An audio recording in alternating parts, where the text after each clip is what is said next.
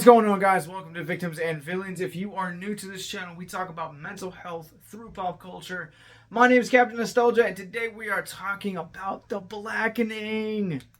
The Blackening tells the story of a group of college friends reuniting after 10 years following graduation, celebrate Juneteenth, only to have their celebration disrupted by a series of life or death scenarios brought on by a masked killer. This movie is easily one of the best horror films that we've seen this year in 2023. It is instantly a top 5 slasher of this year as well. Not to mention that it is arguably one of the smartest films that we have seen in the 21st century. And I feel like this film almost feels nostalgic to me because Tim Story is the gentleman who directed this, and this doesn't feel like a Tim Story movie. Tim Story is responsible for the first Barbershop, the first 2 Fantastic Four films, not to mention the ride-along movies. I feel like a part of me grew up on some of his movies, but also at the same time now it just kind of feels like I can have that also adult connection to his work as well.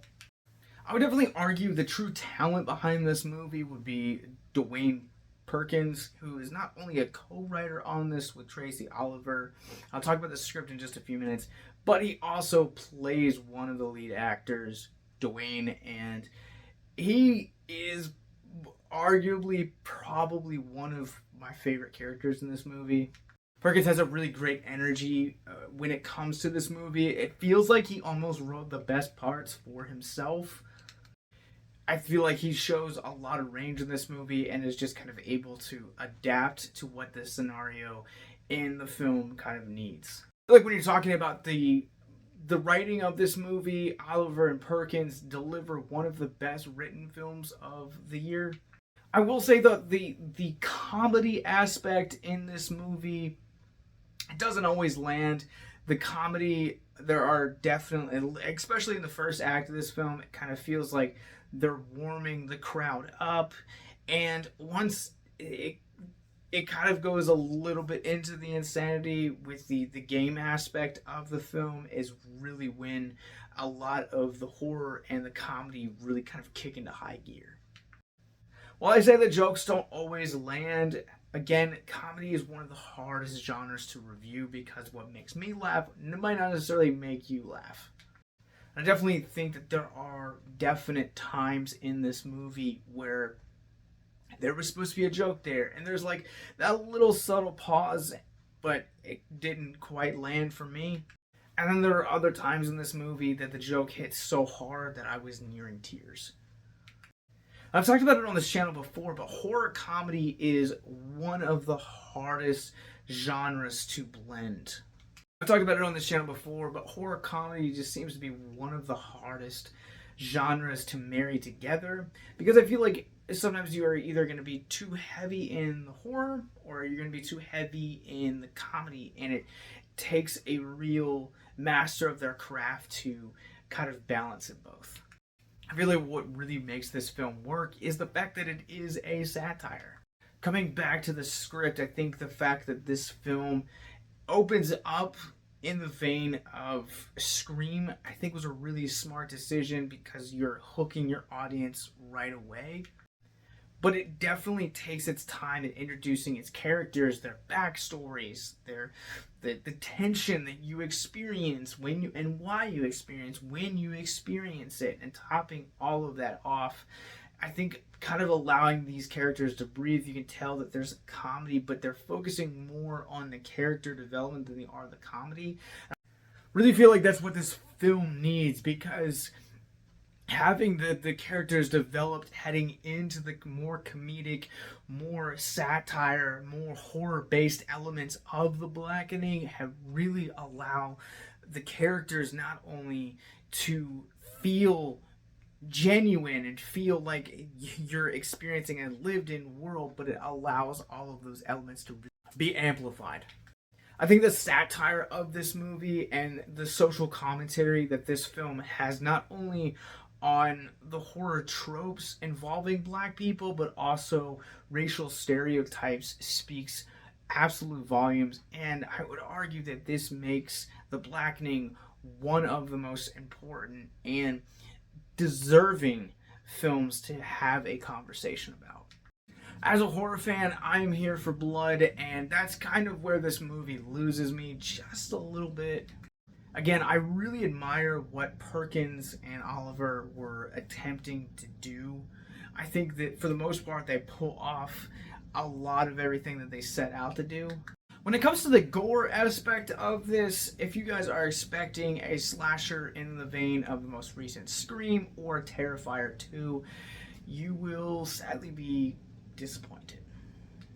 Majority of this film is pretty light on the bloodshed, but so was the original Texas Chainsaw Massacre, and that is a glorified genre classic.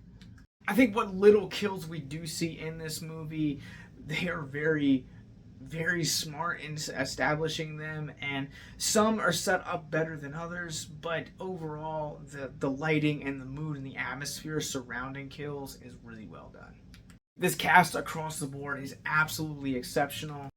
Grace Byers, Jermaine Fowler, Melvin Gregg, ex Mayo, the aforementioned Perkins, Antoinette Robertson, Sinqua Walls, Jay Farrow, and Yvonne Orji. I hope I said that last name right. I loved all of these performances across the board, and with that said, let's run this through the Rorschach rating scale.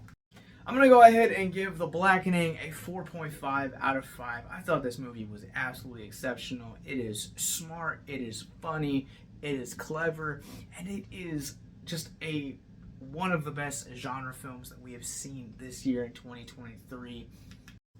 Let's talk about mental health. If you guys are new to our content, Mental Health Moment is where we take a theme of mental health out of the film which we're reviewing, talk about it for a few moments in the hopes to deconstruct the stigma surrounding mental health. There's a lot that this film does just very subtly when it comes to mental health, but I want to talk about a thread that is kind of woven throughout the entirety of this movie. There's a subplot that basically boils down to the importance of being transparent with those close to you. I think sometimes it's really hard to articulate exactly what we're feeling, why we're feeling it, and just really kind of being open and honest, talking about our feelings, about our fears, and just in and of itself, just being vulnerable. It's a huge struggle to go through. And I say that as somebody that goes through his own struggles. I have struggled for many years with just different issues, battling from anxiety to addiction, and just kind of hiding and just being so thick in shame that it just feels better and more comfortable to be wallowing than it does actually talking with somebody and being vulnerable. Being vulnerable with you when it comes to your mental health is one of the most important things that you can do.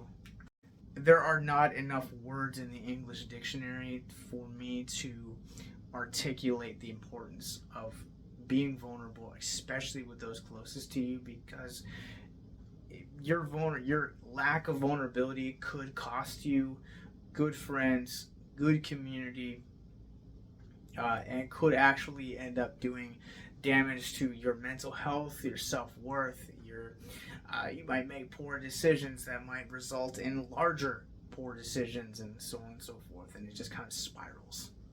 So if you were someone you know is currently going through that, we encourage you guys to reach out, talk to somebody, whether that's a friend, it's a family member, it's a mentor, it's a coworker, whatever the situation is. Be vulnerable. And if you need somewhere to start, in the show notes below, you guys will find links to our social media, as well as our mental health resource library, where you guys can talk to someone going through exactly who may or may not know exactly what you're going through. But the great thing about these lifelines and these resources that are in the show notes below in our mental health resource library is that there's a level of, and it's all anonymous, so you're basically being able to just kind of unload and just be heard. I think it's a good starting place, and I hope this is an encouragement to you. If you're someone you know is struggling with suicide, addiction, self-harm, or depression, links are once again in the show notes below to check out our mental health resource library. The Blackening opens this Friday, June 16th. From Lionsgate. In the show notes below, you guys will find links to all of our podcasts, more movie reviews like this, all of our links to our social media, Patreon, and that subscribe button. So until next time, stay classy.